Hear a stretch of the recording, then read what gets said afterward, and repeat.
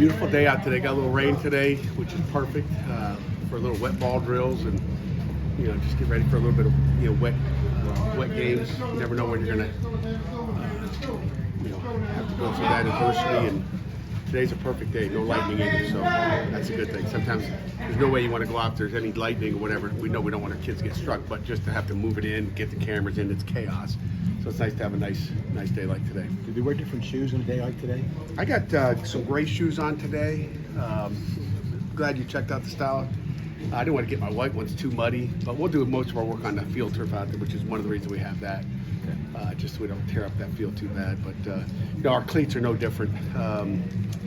You're only allowed to have such long cleats. I don't know what it is, but there's some extra long ones that you can't wear.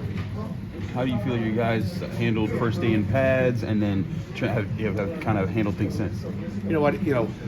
First of all, tempo-wise, I was excited with it. I think you guys saw the first 6 plays of the team, but I was excited just how the way they handled themselves. I think this team was a little bit more mature than others. They practiced with the right tempos. The day before they were worse. We put the pads on, they got better. So I don't, we coached the heck out of it, I guess, just trying to keep each other safe and making sure we're smart.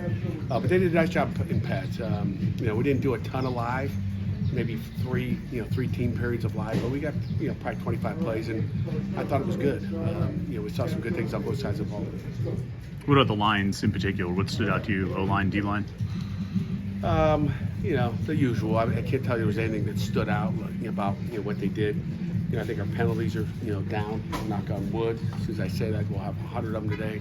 But our penalties were down. And again, I think last spring we had a lot of false starts on the offensive line. So that's one thing that stands out to me right now is we've been a lot more disciplined with a lot more different cadences than normal people have. So I think that's been a positive. Been more focus there. Where does Solomon Shields fit into that competition? He's right there at the top. I mean, he's a guy competing. He can play both to the field and to the boundary, and he's been running with the ones, and people are trying to unseat him there. I'm sure you stick your head into the offensive huddle from time to time, but how do you get a sense of how the quarterback is commanding the huddle, getting guys lined up, and you know what I mean? How he's sort of handling it. I'm in the huddle a lot. There's some long, whether they're reading from the wrist or they got to get from the sideline, it's a real call. I'm glad I'm not a quarterback. I can tell you that. I'm not good at memorizing lines. I'd be a bad guy in the movies, like, hey, you didn't get your lines. No, I'm not memorizing those lines. Those quarterbacks do a heck of a job in the huddle. But there's always some hiccups in the huddle. I almost wish we had a mic in that huddle so everybody could hear. On the offense, at least the defense would love to hear, but they're not allowed. But just to hear how that that huddle's commanded. But they all 3 of the guys that are getting the majority of the reps are doing a nice job in there. But again, it's always a issue of getting out of the huddle and delay games and all those. So it's something we talked a lot about, Chris. Speaking about communicating on the defensive side of the ball, last year that was a lot of Servassier, a lot of your safeties. Now that you got to find new guys in those roles, who stepped up in that role? You think the best? Yeah, Jeff, I'm sorry you're being a little late here. Get your butt here on time, but we are. It's a good thing I love you. Start your laps. It's that peripheral vision for a linebacker. Going back to your question was communication. Communication. I mean, I'll start with Javon McIntyre. He's been the guy. I told you back. I think maybe 5 days ago, about how he's done a good job communicating, and people talked about him being the guy right now. He does the best job. Corners feel comfortable with him because he's giving them the call fast. He knows exactly what he's doing. He's studying it. The guys are a work in progress, but I think they've all gotten way better than they were in the spring. And then Shane Simon's a guy, Brandon George. We got a lot of guys who can call it. In the spring, you and Randy both talked. Whenever we would ask you about Javon, you would both say, yeah, he made those picks late, but boy, there were a lot of mistakes in those last few games, Sun Bowl, this and that. Yeah. Is he improving that side of the details? No question about it. Or he wouldn't be a starter. There's no question about it. I mean, that was first game jitters, and he left, Eric Hallett, in the bowl game hanging out in the middle of the field, and Howard's sitting on his butt going like, where's my middle of the field player? Everybody thinks Eric got beat. Everybody's probably on Twitter and social media saying, what is he doing? And, ironically, he's doing a heck of a job down in Jacksonville as well, from what I hear. But he's gotten much better that way. I mean, the MAs are down or non-existent right now.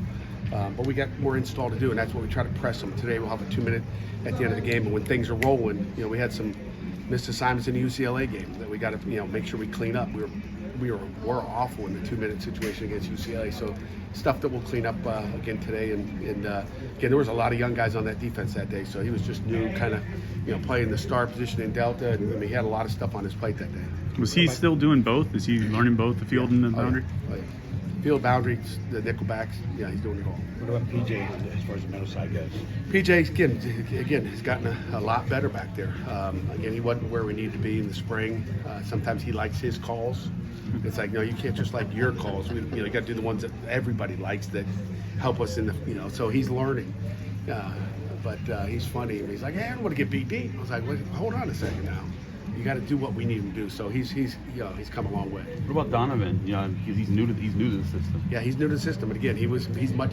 All those safeties are much better. I mean, Javon was here as far as play calling. The rest of them were down here, and they are all doing it. Without beating a dead horse here, they're all a lot better. I mean, Donovan's picking it up, and he's he looks more comfortable. He appears more comfortable out there, and again, I think it'll just get better every day. Anything else before walkthrough? Wet ball drills. Were you late? No, he was here early. Just checking. So you can ask. I was just curious, wet ball drills, talking about the player competition. How does a day like today function into that competition? Yeah, I mean, it's the same thing. I mean, can you catch the ball in the wet? And again, we've already worked wet ball drills, before this day. So we did them the other day in the indoor. Matter of fact, you guys were there early. Just putting in it. So we didn't know we were going to get a day, today in the rain. But we work that every week. But it's nice to have natural ones, where you don't have to, get a bucket of water to produce that. The players didn't drink out of that bucket of water, right? That was a separate No, one, I right? did afterwards, just to inspire That's them. where the reporters drink out. Yeah. You get the best, Jerry. Yeah. All right? All right. All right, guys. All right.